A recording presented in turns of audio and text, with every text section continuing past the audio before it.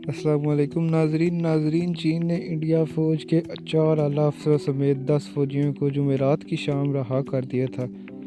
Indian media کی خبروں کے مطابق چینی فوجیوں نے ایک لیفٹیننٹ کرنل اور 3 میجر سمیت ان فوجیوں کو پیر کی شب لداخ کی وادی گلوان میں خون ریز جھڑپ کے بعد پکڑ لیا تھا۔ چین نے ان فوجیوں کو جمعرات کی شام وادی گلوان میں ہی رہا کیا، مگر حکومت یا فوج نے ان کی رہائی کی تصویر نہیں جاری کی ہے۔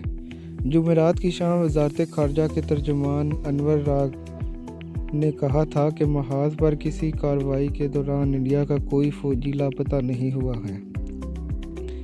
اطلاعات کے مطابق ان فوجیوں کی رہائی کے لیے گزشتہ 3 دنوں سے چینی اور انڈین فوج کے اعلیٰ فوجی کمانڈروں کے درمیان مذاکرات ہو رہے تھے۔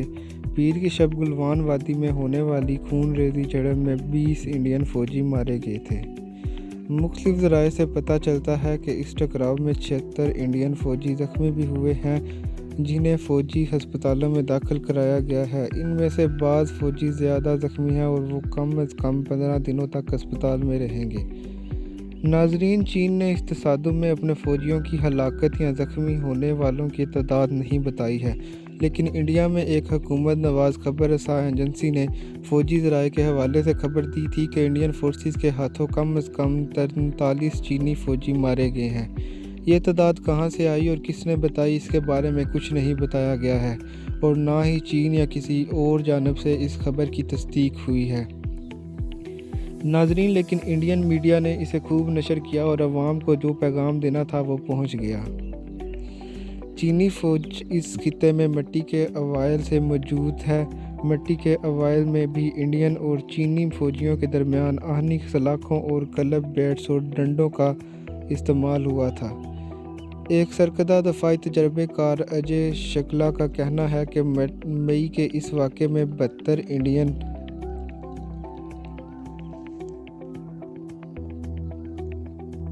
ناظرین، چینی فوج اس خطے میں مئی کے شروع سے موجود ہے۔ مئی کے شروع میں ہی انڈین اور چینی فوجیوں کے درمیان آہنی سلاخوں اور ڈنڈوں کا استعمال ہوا تھا۔ ایک سرکردہ دفاعی تجربے کار اجے شکلا کا کہنا ہے کہ مئی کے اس واقعے میں 72 انڈین فوجی زخمی ہوئے تھے۔ ان کا کہنا ہے کہ چینی فوجی اس وقت سے ایکچوئل کنٹرول لائن یعنی LAC کے کئی پوائنٹس پر آگے بڑھ کر قابض ہیں۔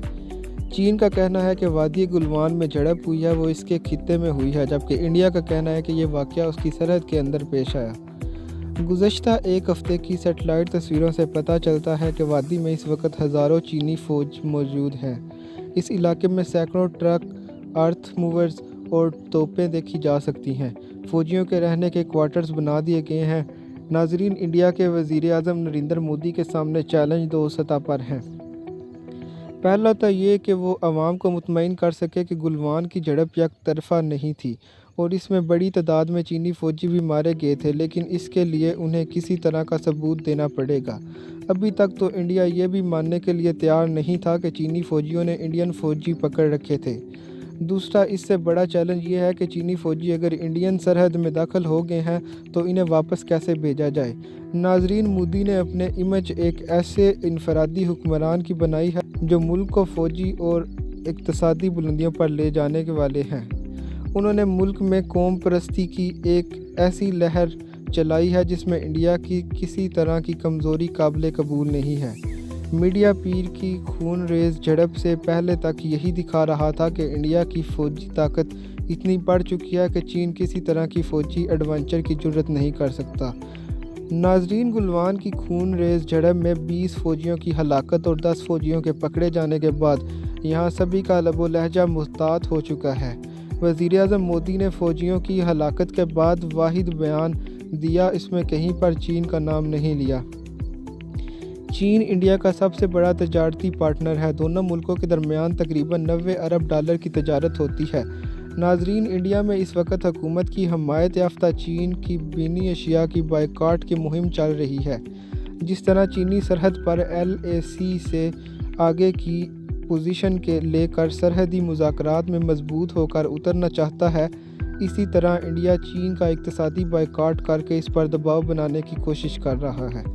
ناظرین، لیکن چین اس کے لیے پہلے سے ہی تیار ہے اور وہ پہلے ہی اپنی کمپنیوں کو انڈیا میں نئی سرمایہ کاری کرنے کے بارے میں متنبع کر چکا ہے۔ ماہرین کا خیال ہے کہ چین کے اقتصادی بائیکاٹ سے چین سے زیادہ خود انڈیا کو نقصان ہوگا۔ گلوان وادی میں جہاں یہ جھڑپ ہوئی ہے وہ انسانی آبادیوں سے کافی دور ہے۔ وہاں سے کوئی بھی خبر آنے کا واحد ذریعہ فوج ہے۔ اس کی تصدیق اور تردید ہونے میں کئی روز لگ جاتے ہیں۔ ناظرین، حکومت نے اس واقعے کے بارے میں معلومات بہت روک کر اور بہت کم جاری کی ہیں۔ حزب اختلاف نے یہ مطالبہ کیا کہ حکومت یہ بتائے کہ چینی فوجیوں نے انڈیا کی کتنی کلومیٹر زمین پر قبضہ کر لیا ہے۔ وہ یہ بھی جاننا چاہتی ہے کہ حکومت چین کو کس طرح پیچھے دھکیلے گی۔